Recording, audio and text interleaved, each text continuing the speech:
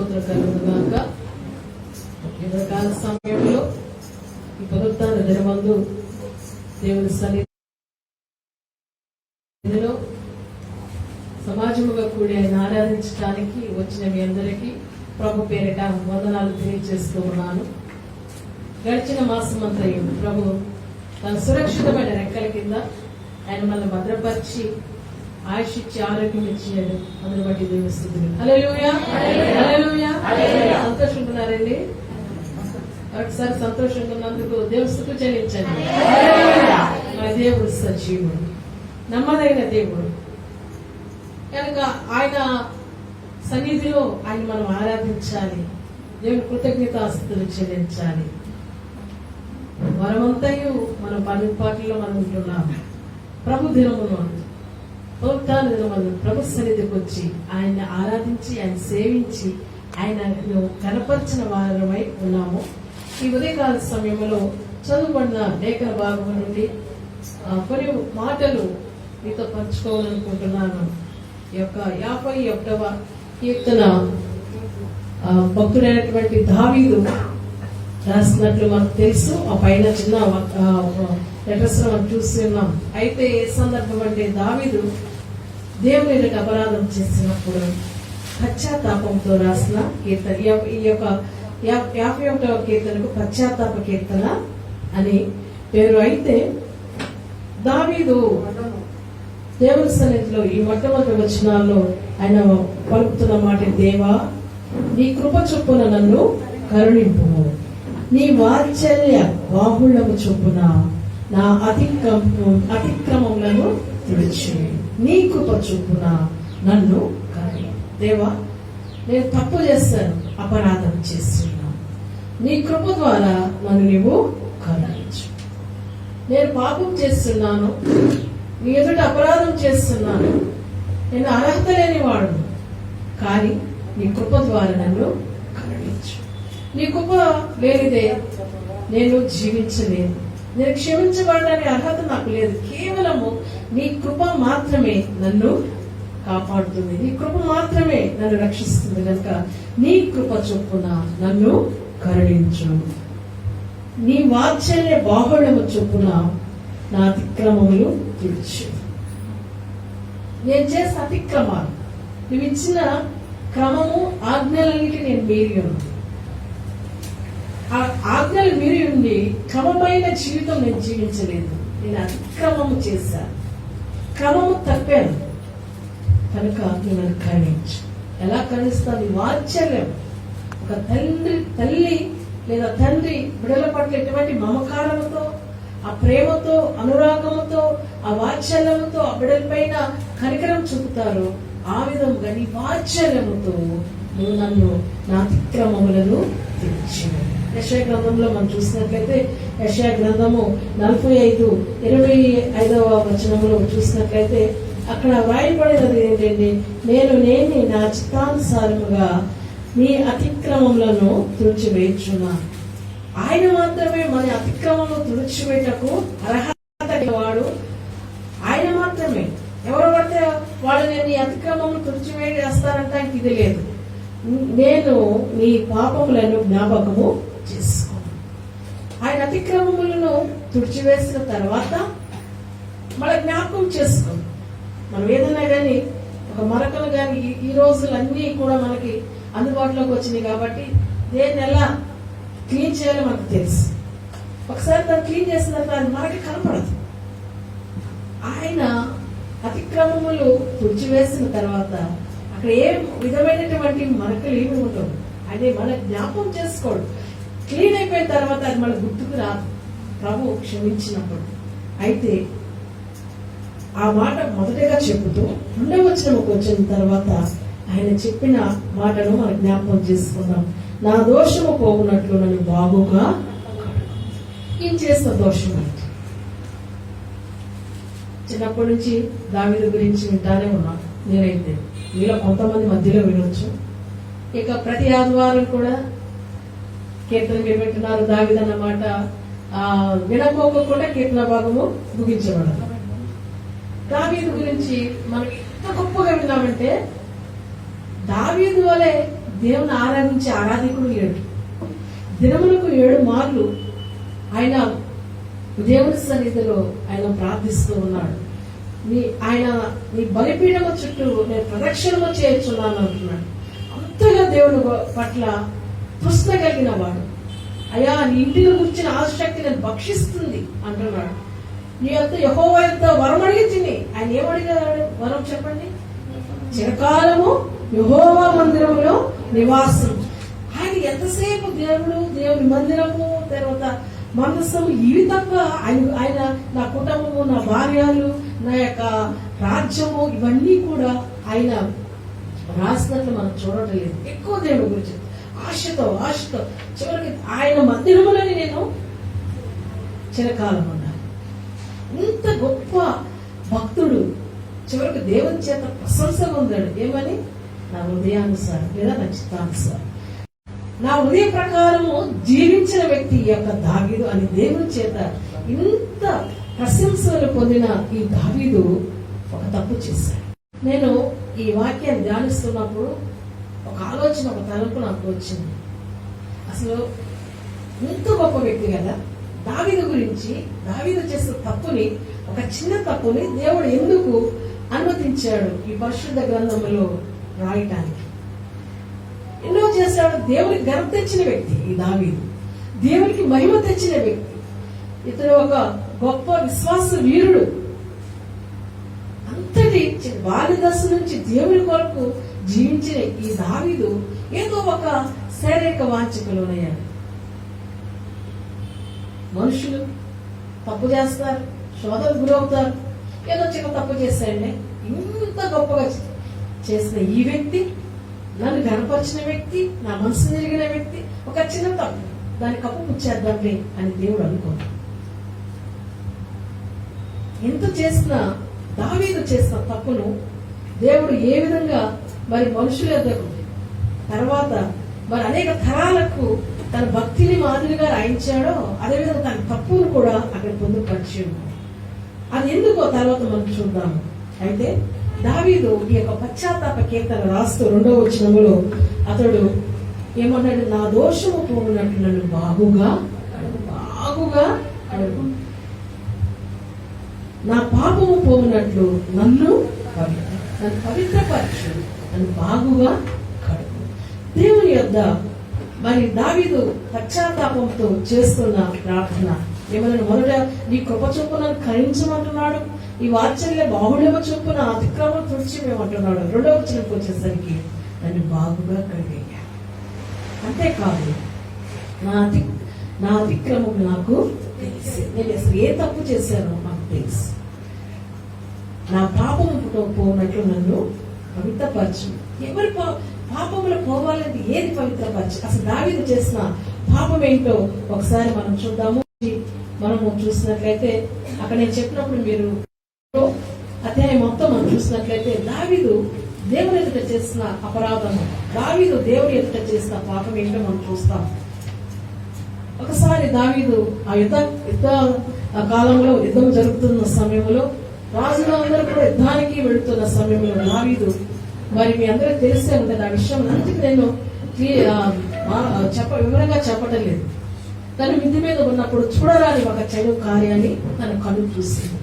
ఆ కన్నులు ఏదైతే చూసిందో దాన్ని పొందుకోవడానికి దూతలో పంపించి ఆ స్త్రీని తీసుకొచ్చి ఆమెతో పాపం చేస్తాడు. పాపం చేసిన తర్వాత దేవుడు మరి ఆ యొక్క దావీదు యొద్దకు తన ప్రవక్తను పంపిస్తాడు. అయితే దావీదు అంత ముందేం చేస్తాడంటే తన పాపమును కప్పుపుచ్చుకోవడానికి ఏ స్త్రీతో అయితే అతను పాపం చేస్తున్నాడు తన భర్తను చంపించాడు. ఎలా చంపించాడంటే తెలుసా?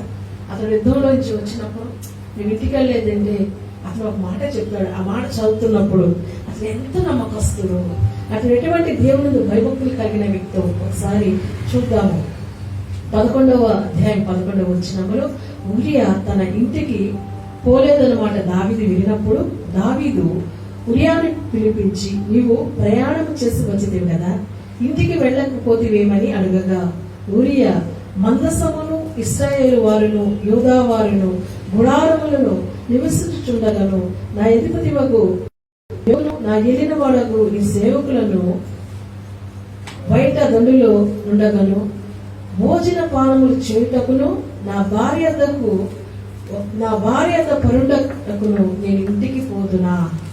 ఎంత నీతిమంతుడు చూడండి, అక్కడ యుద్ధం జరుగుతుంది. వచ్చాను రాజు అంటున్నాడు, ఏంటి వచ్చావు అన్నప్పుడు, నువ్వు వచ్చావు కదా నీ భార్య దగ్గరికి వెళ్ళలేదు అంటున్నప్పుడు అతడు ఏమంటున్నాడు, మనసము తర్వాత మరి ఇశ్రాయేలు వారు, యోధా వారు, వారందరూ ఎక్కడున్నారు? గుడారాలో ఉన్నారు. నేనే ఈ సమయంలో ఏమి లేకుండా, చింత లేకుండా నా భార్య దగ్గరికి భోజనం చేస్తూ నేను ఆమెతో ఏ విధంగా నిన్ను ఉంటాను అన్న మాటలు చెప్తూ ఉన్నాడు. ఎంత నీతిమంతుడు, ఎంత దేశభక్తి, దైవభక్తి కలిగిన వ్యక్తి. ఇటువంటి వ్యక్తి భార్యని తెలుసు, ఆయన భార్యని తర్వాత తెలిసిందిలేండి, పాపం చేసిన అతను అడ్డు ఎలా తొలగించుకున్నాడు చూడండి. అతను భోజనం చేసిన తర్వాత సరే రేపు తర్వాత నేను సహిస్తా అని చెప్పి అతను ఆ ఇంటికి వెళ్ళకపోకుండా నేను ఏం చేశాడు, బాగుగా రాగలిచ్చి మొత్తుడుగా చేసేసాడు. ఇంకా మొత్తులు ఇంటికి ఏమంటాడు? అలా ఉన్నప్పుడు దావీదు ఉదయము ఆయన ఏం చేశాడు? 14 వచనములు, ఉదయమున దావీదు యుద్ధము మోపుగా జరుగుతున్న చోట ఉరియాను ముందు పెట్టి అతన్ని కొట్టబడి హతమగునట్లు నీవు అతని యొద్ద నుండి వెళ్లిపోమని యోవాబునకు ఉత్తరము వ్రాయించి ఉరియా చేత పంపించి.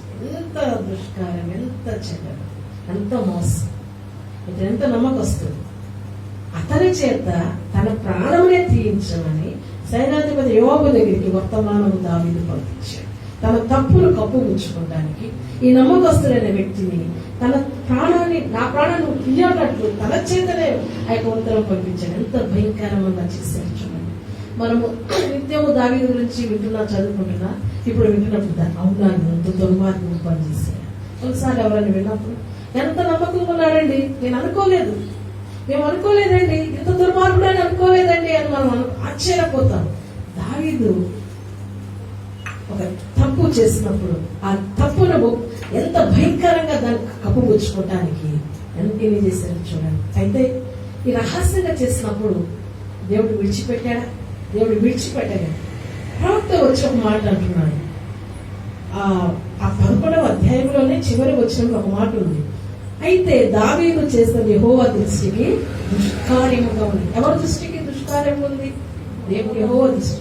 అంటే దావీదు రహస్యంగా చేసిన ప్రతిదీ దేవుడు చూచాడు. దేవుడు బిడ్డలారా, మనం అనుకుంటాం ఎవరు చూడటం, సేవకులకు తెలియదు, మా భార్యకు తెలియదు, నా భర్తకు తెలియదు, నా తల్లిదండ్రులకు తెలియదు, నా పిల్లలకి తెలియదు. ఎవరికి తెలుసు? ఎవరు చూస్తున్నారు? దావీదు ఏమనుకున్నాడు? రహస్యంగా విధి మీద తిరుగుతున్నాడు. జాగ్రత్త, ఒంటరిగా సెల్ ఫోన్లు అయ్యి చూసుకుంటా, మా నాన్న చూడట్లేదులే, పాస్టర్ గారు చూడట్లేదు, ఏది చూస్తున్నావో ఆయన చూస్తున్నాడు, ఏం ఆలోచిస్తున్నావో, ఏది కోరుకుంటున్నావో ఆయన చూస్తున్నాడు. రహస్యముగా చేశాడు. ఆయన చూశాడు, చూడరాదు చూశాడు. ఆ నేత్రము, శరీరం ఉంది, నేత్రం చూసింది, శరీరం ఏమంది? అనుభవించడం. ఆ శరీర వాంఛను తీర్చుకోవడానికి ఆ స్త్రీని తీసుకొచ్చి అతడు వ్యభిచారం చేసి, పైగా తన భర్తకు తెలియకుండా ఉండడానికి అతను మత్తులను చేసి, అతను తన భార్య దగ్గరికి వెళ్ళకపోకుండా వాళ్ళంత నమ్మకస్తులైన వాడిని చంపించాడు. యెహోవా దృష్టికి దుష్కార్యం ఇంత నమ్మకమైన నా కుమారుడు ఎంతగా అతడు కోరుకున్న దాని కొరకు నన్ను మర్చిపోయి అపరాధం చేసి. చాలాసార్లు మనం అనుకుంటాం, మనం ఏం చేస్తున్నాం, మనం మర్చిపోతా ఉంటాం. ఎవరు చూడటం లేదులే, ఎవరు వాళ్ళకి చెప్తారు అనుకుంటాం. కానీ నువ్వు చేసిన అపరాధం నీ దేవునికి తెలుసన్న విషయాన్ని ఇప్పుడు మర్చిపో. ఎవరు చూడట్లేదు అనుకున్నాడు దావీదు. దేవుని దృష్టికి దుష్కారం. దేవుని బిడ్డలారా, నువ్వు చేసే పని, నీ ప్రవర్తన, నీ జీవిత విధానం దేవుని దృష్టికి మంచిగా ఉంటుంది, దుష్కార్యంగా ఉంటుంది. దేవుని దృష్టి నుంచి ఏది కూడా దాయపడదు అన్న విషయాన్ని మీరు మరుగు చేయబడదు అన్న విషయాన్ని మర్చిపోతారు. ఎవరు చూడకపోవచ్చు. ఇంతేనా? ఏంటి ఇంతే? చిటుక్కులు అంటాం కదా, అబద్ధం చెప్పేస్తా ఉంటాం. ఏమైంది? అననీయ తన ఆస్తిలో సగం మాత్రం అపస్తుల పాదముల దగ్గర తీసుకొచ్చినప్పుడు నువ్వు ఇంతకీ అమ్మేమంటే ఏమన్నాడు? ఇంతకే తన భార్య వచ్చి అవును అని ఏకీభవించింది. ఏమైపోయారు? ఇద్దరు ఆ ఆస్తిని అనుభవించారా? పనిష్మెంట్ తప్పకుండా ఉంటుంది. భయభక్తులు లేకోకుండా నువ్వు సేవించుతున్న నీ దేవుడు ఎలాంటి వాడు తెలుసా, ఎంత గొప్పవాడో తెలుసా, ఎంత పరిశుద్ధుడో తెలుసా. నీకు భయభక్తులు లేకోకుండా నువ్వు అపరాధం చేయటమే కాదు, కానీ అపరాధం చేస్తున్నప్పుడు ఎవరు చూడట్లేదు భ్రమపడుతూ దాన్ని గొప్ప తొక్కకుండా ఇష్టానుసారంగా నువ్వు జీవిస్తున్నావేమో, దేవుని ఆజ్ఞలకు వ్యతిరేకంగా దుష్కార్యములు చేస్తున్నావేమో. అయితే ప్రవక్త వచ్చి, నాతాను ప్రవక్త వచ్చి దావీదుతో చెప్పినాడు. దావీదు ఒక ఉపమానం చెప్తా ఉంటాడు. ఆ ఉపమానం మొత్తం వివరించింది. దావీదు ఉగ్రుడే, తప్పగా అతను మరణానికి పాత్రుడు అన్నప్పుడు అతను అమరో కాదయ్యా నువ్వే అని చెప్పినప్పుడు అక్కడ విషయం ఏంటంటే దావీదులో ఉన్న మంచి మనస్సు, దావీదులో ఉన్నటువంటి మరి దేవునికి ఇష్టమైన మనసే అదేంటో చూద్దాం. 12వ అధ్యాయము 13వ వచనములో నేను పాపము చేసి తిని దావీదు నాతానుతో అనగా, నాతాను నువ్వు చావకున్నట్లు యెహోవా నీ పాపము పరిహరించు. ప్రవక్త వచ్చి చెప్పినప్పుడు నేను రాజును కదా, నువ్వు నాతో ఏంటి చెప్తున్నావు నీకు అని అతను తిరగబడలా. బైబిల్ గ్రంథంలో పాత నిబంధనలో రాజులు ప్రవక్తలను చెంప మీద కొట్టిన వారు ఉన్నారు, భూమిలో వేసిన వారు ఉన్నారు, బంధించిన వారు ఉన్నారు. వాడు వచ్చి దేవుని యొక్క సందేశాన్ని చెప్పినప్పుడు. కానీ ఇంత గొప్పగా దేవునికి సమీపస్తులైన దావీదు నాకు తెలుసులే, దేవుడి గురించి నాకు తెలుసు, నువ్వు నాకు చెప్పవచ్చిన వాడవా, నువ్వు వెళ్ళు అని ధిక్కరించలేదు, తృణీకరించాడు. తన అపరాధాన్ని ఒప్పుకున్నాడు, పశ్చాత్తాపడ్డాడు. నేను పాపం చేసి ఎందుకన్నాడు తెలుసా, దావీదు నేను పాపం చేశాను అనగానే దేవుడు క్షమించలేదండి. దేవుడు గొప్ప పనిష్మెంట్ ఇచ్చాడు. చెప్తున్నాను వినండి. ఆ చదువు అందరూ కూడా ఆ విషయాన్ని గుర్తించుకోవాలి ఎప్పటికైనా. ఆ 12వ వచనములో చదవండి. పగటి యందు వాడు వారితో సైనించు, ఆ పైనుంచి చదువు, నా మాట ఆలకించుము. యెహోవానగు నేను సెలవిచ్చినదేమనగా, నీ ఇంటి వారి మూలమునని నేను నీకు అపాయమును పుట్టింతును. నీవు చూచుచుండగా నేను నీ భార్యలను తీసి నీ చేరువ వానికి అప్పగించదను. పగటి యందు వాడిని వారితో సైనించును. నీవు ఈ కార్యము రహస్యంగా చేసితివి గాని ఇశ్రాయేలీయులందరూ చూచుచుండగా పగటి యందు నేను చెప్పిన దానిని చేయించుతున్నాను. చూడండి, దేవుని సందేశము, దేవుడు తన యొక్క ఉద్దేశాన్ని ప్రవక్త ద్వారా తెలియజేసింది. ఏమని తెలుసా, నేను నీకు అపాయమును పుట్టిస్తాను. అంతేకాదు, పగటి యందు వాడు వారితో సేవించును. నువ్వు నీ కార్యము రహస్యముగా చేసేవి గాని, నువ్వు రహస్యంగా చేసే ఎవరికి తెలియదు అనుకున్నావు. నీకు రాబోయే శిక్ష ఏంటో తెలుసా, నువ్వు ఈ కార్యము రహస్యంగా చేస్తే గాని ఇశ్రాయేలీలందరూ చూస్తుండగా పగటి యందే నేను చెప్పిన దానిని చేయించున్నాను. తర్వాత మీకు తెలుసు అబ్షాలోము ఏం చేశాడు, తండ్రిని తరం కొట్టాడు. తండ్రి ఎక్కడో ఉన్నాడు, వచ్చేసి నాదే ఈ రాజ్యం అనుకున్నట్టు ఉపపత్నులు తండ్రి భార్యని ఆ యొక్క ప్రజలు చూసి చేర్చాడు. రహస్యంగా ఎవరు చూడట్లేదు అనుకుంటాను. దేవుని బిడ్డలారా, నువ్వు చేసే అపరాధం, దుష్కార్యం ఎవరు చూడకపోవచ్చు, కానీ నీ దేవుడు చూస్తున్నాడు. నువ్వు దేవుడు ఎరిగి చేస్తున్నావు కనుక తప్పకుండా నువ్వు పశ్చాత్తాపడినప్పటికీ కూడా ఆ ఫలాన్ని నువ్వు రుచి చూస్తావు. దావీదు జీవితంలో ఎంత అవమానం, ఒక మచ్చ. దావీదు జీవితం మొత్తంలో గొప్ప మచ్చ. పశ్చాత్తాపడ్డాడు, ఎంత పశ్చాత్తాపడ్డాడో. అయినప్పటికీ కూడా దావీదు జీవితంలో ఈ తప్పు చేశాడు. ఈ తప్పు చేసిన ప్రవక్త చేరు పెట్టి చూపించాడు.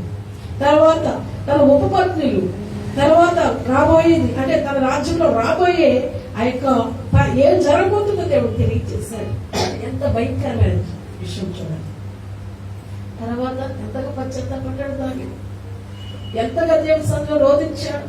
ఇంత కారణం ఏంటో తెలుసా, క్షణికమైన ఆ యొక్క శరీరక వాంఛను తీర్చుకుంటాడు తన కన్ను. అందుకని నేత్రాశ, ఆ నేత్రము దేన్ని ఆశిస్తుంది, దాన్ని పొందుకుంటానికి, ఈ శరీరము వాంఛను తీర్చుకోవటానికి ప్రేరేపించినప్పుడు దావీదు దాన్ని కోరికను మరి తీర్చుకోవటం కొరకు వ్యభిచారం చేశాడు, హత్య చేయించాడు. మనం ఒక దాన్ని కప్పించుకోవడానికి ఏయా ఏంటి ఇట్లా, ఏమన్నా నాకు తెలియదు అన్నారు. తర్వాత ఒకదాన్ని కప్పుపుచ్చు ఇంకొకటి చెప్తాను, ఒకదాన్ని కప్పుపుచ్చడానికి ఇంకోటి దాగిచ్చేస్తుంది. అదే ఎవరు మోసం చేస్తున్నాడు? దేవుడు వెక్కిరించాడు, మోసపోకుడే దేవుడు వెక్కిరించాడు. ఎవరు వెక్కిరించబడతారు? ఎవరు మోసం చేస్తావు? ఏమి విత్తుతావో దాన్ని వస్తావు. జాగ్రత్త, దైవ భయము కలిగి జీవించాలి. నువ్వు అన్యుడు కాదు. నీ సాక్ష్యం ఏ విధంగా ఉంటుంది? లోకం నిన్ను చూసి ఏదైనా దేవుని ఏ విధంగా నీ భక్తి మార్గం చూసి ఏ విధంగా నీ దేవుని వాళ్ళు వెంబడిస్తున్నారు? ఇవే నీ దేవుని సన్నిధికి రావటానికి, నీ స్నేహితులకి, నీ బంధువులకి, నీ ప్రక్క వారికి ఆటంకంగా, అవరోధంగా నీ జీవితం ఉంటుంది. నీవే విధంగా మాదిరిగా ఉంటున్నావు. దేవుడు నీతో మాట్లాడుతున్నప్పుడు, గద్దిస్తున్నప్పుడు దాన్ని పక్కన పెట్టేసి నా కొరకు కాదులే వాళ్ళ కొరకు చెప్తున్నారు, లేదా నా తప్పు పాషం గారు తెలుసు, నా అపరాధం పాషం గారు తెలుసు, నా కొరకే చెప్తున్నారు అని నువ్వు అనుకున్నట్లయితే నీ జీవితం ఎన్నటికి కూడా సరిచేయబడదు. యొక్క పశ్చాత్తాపడుతూ దావీదు దేవుడి సన్నిధిలో నేను పాపము చేసింది, మనం పాపం చేసేవాళ్ళు ఒప్పుకోగలుగుతున్నాం, మన అపరాధాలు ఒప్పుకుంటున్నాం. ఇప్పుడు కూడా ఉన్నాయండి క్యాథలిక్ లో ఫాదర్ దగ్గరికి వచ్చి విశ్వాసం చెవులో చెప్తారు, ఏ తప్పు చేశారో వారు మొత్తం చెప్తారు. మిమ్మల్ని మేము వచ్చి మీరు ఏ తప్పు చేశారు మా చెవులు చెప్పమని మేము అడగట్లేదు. దేవుడి సొంత పశ్చాత్తాపడమని చెప్తున్నాం. ఒక చివరిగా ఒక మాట నేను చెప్పి ముగిస్తాను. మనం ఆరాధనకి వెళ్ళకపోవచ్చునగా మరి దేవుడు మన జీవితాలలో మార్పు తీసుకురాలి, మన పాపములు కడగాలని, కడిగే విధముగా మనం పశ్చాత్తాపడాలని నేను కోరుచున్నాను. ఆ యొక్క తర్వాత వచ్చినములో 3వ వచనములో 4వ వచనం చదవండి. నీకు కేవలము నీకే విరోధముగా నేను పాపము చేస్తున్నాను, నీ దృష్టి ఎదుట నేను చెడుతనము చేస్తున్నాను. నీకు కేవలము నీకే విరోధము అంటే ఆయన అధికారంలో ఉన్నాడు. ఆయన్ని ఎవరు వచ్చి అయ్యా నువ్వు రాజుని ఇవాళ తప్పు చేస్తామని నిందించేవాడు ఎవరున్నారు? రాజుకు చాలా మంది భార్యలు ఉన్నారు, ఉపపత్నులు ఉంటారు. అసలు ఆయన అడిగేవాళ్ళు ఎవరు? అధికారంలో ఉన్న వ్యక్తిని అడిగేవాళ్ళు ఎవరు? ఎన్ని కాదు. ఆయన ఏమంటాడంటే నీకు కేవలం నీకు విరోధంగా నేను పాపం చేశానయ్యా. అంటే నేను నీ యొక్క ఆజ్ఞను అతిక్రమించాను. నువ్వు ఇచ్చావు, ఆజ్ఞ ఇచ్చావు, విచారించవద్దన్నావు, దొంగిలించవద్దన్నావు, నీ పొరుగువాని దేన్ని ఆశించావు. నేను చేశాను దేవా, హెచ్చరించాను, తర్వాత హత్య చేశాను. ఇవి నీకు విరోధమైనది. నమ్మకస్తుడైన వ్యక్తిని మోసం చేశాను, నీకు విరోధముగా, కేవలం నీకు విరోధముగా. పరిశుద్ధుడైన నీవు, సృష్టికర్త అయిన నీవు, నీ జనాంగములనే ఎన్నుకొని అనేక మార్లు బలహీనుడనే నన్ను. అసలు దావీదు ఎవరో మునిగ కాదు. ఇప్పుడు దావీదు ఎక్కడన్నా రాజు, ఎంత శక్తి ఎరిగేది దేవుని చూసిన వ్యక్తి. అందుకని దేవుని కృప ఏంటో తెలుసు, దేవుని సన్నిధి ఏంటో తెలుసు. అందుకని నీకు కేవలముగా విరోధంగా, నీకే విరోధంగా నీకు పాపం చేస్తున్నాను. దేవునికి అది ఎంత దృష్టికి ఎంత భయంకరమైనది తెలివి పశ్చాత్తపడుతున్నాడు. దేవుని బిడ్డలారా, చిన్న బిడ్డలారా, ఎవరొస్తున్నారా? మీరందరూ దేవుని సన్నిధిలో మనందరం ఉన్నాం. దేవునికి విరోధమైనవి మనకు ఎలా తెలుస్తుంది? నేను వాక్యం ఇచ్చినప్పుడు ఇది చేయొద్దు అన్నవి దేవుడు మనల్ని కోరుచున్నాడు. ఆ చేయొద్దనే విడిచిపెట్టాలి. ఆ విధంగా ఉండాలని ప్రభు మనం కోరుచుకున్నప్పుడు వాటిని మనం విడిచిపెడుతున్నాము. ఏది చేయమంటే అది చేస్తున్నామా లేదా? దేవుని ఆజ్ఞలకు లోబడుతున్నామా లేదా? కేవలము ఆయనకి విరోధంగా నువ్వు జీవించినట్లయితే నువ్వు ఏ విధంగా నువ్వు మనశ్శాంతితో ఉండగలవు? ఏ విధంగా దేవుని ఎదుట నిర్దోషంగా ఉండగలవు? వాళ్ళలో మనం ప్రవేశించబోతున్నాం. ప్రభు వల్ల పరిశుద్ధమైనది, అది పరిశుద్ధమైన కార్యం. అపవిత్రమైన చేతులతో అపవిత్రమైనటువంటి జీవితం కలిగి ఏదో బాప్తిసం తీసుకుని అర్హత ఉన్నదని తీసుకొచ్చి ఆ యొక్క చేతులతో పట్టి ఆ యొక్క పరిశుద్ధ కార్యము దేవుని పాపములు ఒప్పుకొని పరిశుద్ధ రక్తాన్ని సేవిస్తున్నాము. అది రక్తమని భావించి ఆ సంఘముగా మనం తీసుకుంటున్నప్పుడు నీలో పశ్చాత్తాపం లేకపోతుంది. పరిశుద్ధ రక్తం ఇది, నేను అపవిత్రులను, నేను దేవుడికి విరోధంగా చేశాను అన్న తలపులు మనలో లేకుండా నిజమైన పశ్చాత్తాపం, నేను పశ్చాత్తాపడి క్షమించి ప్రభు అంటే సరిపోయింది. దావీదు క్షమించి ప్రభు అన్నాడా? తను కోల్పోయిన సమాధానం పొందుకునేంత వరకు కూడా అతడు అంగలార్చాడు. అదే నిజమైన పశ్చాత్తాపం. ఆ పశ్చాత్తాపం లేకోకుండా, మనుషుల మార్పు లేకోకుండా నేను దేవుని క్షమించు ప్రభు అంటే పెదవులతో అంట నీ హృదయం ఇక్కడ మార్పు లేదు, నీ హృదయము లోబడట్లేదు. నువ్వేం చేస్తున్నావు, ఏ విధంగా జీవిస్తున్నావు, ఏ విధంగా మాట్లాడుతున్నావు, ఏది కోరుకుంటున్నావు, దేన్ని అనుభవిస్తున్నావు, అది నీవు దేవునికి ఒక విషయం చెప్పి నేను ముగిస్తాను. రహస్యంగా నువ్వేం చేస్తాను బాబు. ఈ తల్లిదండ్రులు చూస్తుంటే నువ్వు అది చేయట్లేదంటే, అది చూడట్లేదు, అది పాపమే. నీ సేవకుడు ఎదుట నువ్వు ఏదైతే చేయలేక దాచుకుంటావు అది పాపం. ఎందుకంటే నువ్వు అది చూస్తే అది తప్పు అంటారు కాబట్టి, అది తప్పు కాబట్టి నువ్వు చేయలేకపోతున్నావు, అది రహస్యంగా చేయగలుగుతున్నావు. అలాంటి వాటిని ఏదైనా కూడా దుష్కార్యాలు విడిచిపెడతావు. ఇంకా నీ శరీరం దేన్ని కోరుకుంటుందో వాటిని విడిచిపెట్టాలి. నీ హృదయము దేనితో నింపబడిందో అవన్నీ నింపబడుతుంది. అందుకని దావీదు నా అంతరంగం పరీక్షించి పరిశీలించు, నాలో నీకు ఆయస్కరమైన ఏదైనా ఉన్నట్లయితే నన్ను సరిక్షేమని అడుగుతున్నాడు. ఈ యొక్క మధ్యాహ్నం ఎంతగా ఏ విధంగా ఉన్నాడు దావీదు పశ్చాత్తాపడ్డాడు. ఒకవేళ దావీదు వల్ల నువ్వు విచారం చేయలేకపోవచ్చు, కానీ దేవునికి విరోధమైన దుష్కార్యాలు నీలో ఉన్నది, మోసం నీలో ఉన్నది. నువ్వు మోసం చేస్తున్నావేమో తెలియకోకుండా నీ మాటలు ఎలా ఉన్నాయి, నీ ప్రవర్తన ఎలా ఉన్నాయి, నీ చెడు మార్గంలో జీవిస్తూ అది దేవునికి విరోధముగా ఉన్నదని గ్రహించినట్లయితే నీ అపరాధాన్ని ఆయన మనకు క్షమించి సమాధానపరిచి నమ్మదగిన దేవుడు.